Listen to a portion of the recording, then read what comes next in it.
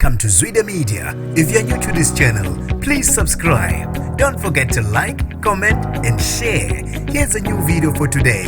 Enjoy. Basale enkundleni bedubulana namaphoyisa abasolwa babili abasolwa ngokubulala amalungu omndeni awu7 emndenini wakaKhambule eHlokozi KwaZulu-Natal. Ngilibingelele ngiphinde nginamukele kuphinda kuphi lanibule khona le video. Mangoqala usijonele likhasi wamukelekele igama lami ngusibonga konke wakandwandwe. Bashayile ihlombe isenzo samaphoyisa ngokudubula bebulale abasolwa babili abebehamba ngemonto yohlobo leToyota Corolla. Kube ukuthi bamiswa amaphoyisa bangama babe sebedubula bebhekise emaphoyiseni. Labasolwa yibo abasolwa ngokubulala amalungu o7 womndeni wakwaKhambule eHlokozi KwaZulu-Natal. Lokhu okwenzeke ngenyanga eyedlule.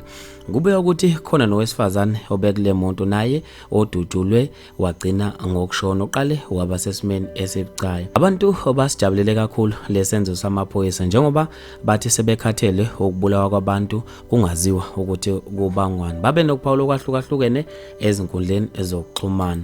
Umqapheli Mahlobo uthe muhle umsebenzi bosayitsheni nembani ngqo ikhanda kwemgulu ukuthi ehlalisa libhojozi umphakathi. Ulwandle Asando uthe amaphoyisa azodubula izigebengu mase kuthiwa ilezi ezenza icala elithile asuke esebona ngani ukuthi yibo ngempela abenza lokho vele kusuke sekuqagela ukuthi ibona labo. Ubikani Vilakazi uthe ukube bengisigebengu bengizoresigna ngokukhulu ukusheshsho iyasho engqibhobho madoda.